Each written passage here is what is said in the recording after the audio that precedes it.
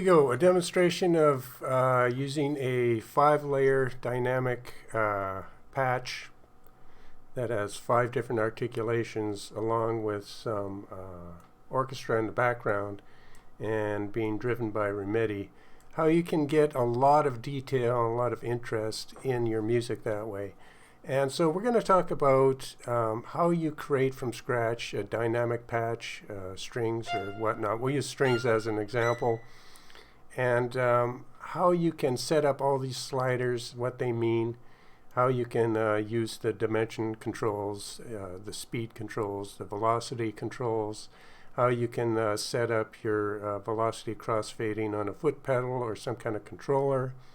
And you can vary the attack really easy. We'll talk about legato blur, the master volume, and the expression volume, which is kind of a detail volume, I guess.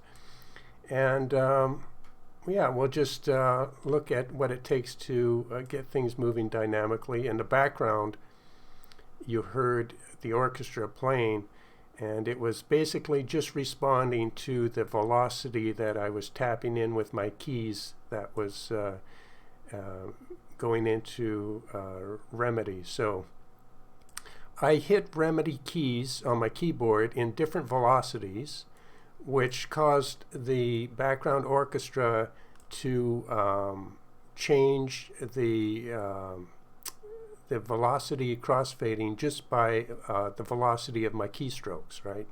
It wasn't using a controller on the crossfade.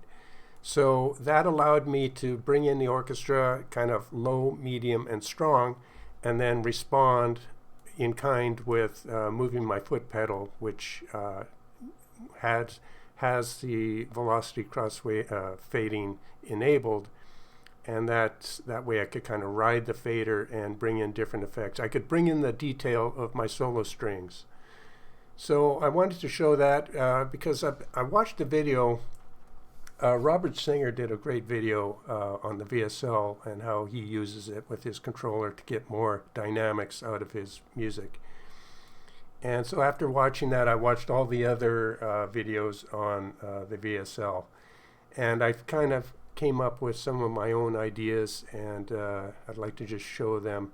It's not always that easy or apparent to understand the folder tabs here and the patch tabs and how actually the dimension controllers work and how you hook that up and how you can bring different layers in and how you can mix them. So in the next segment, we're going to go into some details how you can do this from scratch and save out your new patches inside the Synchron player.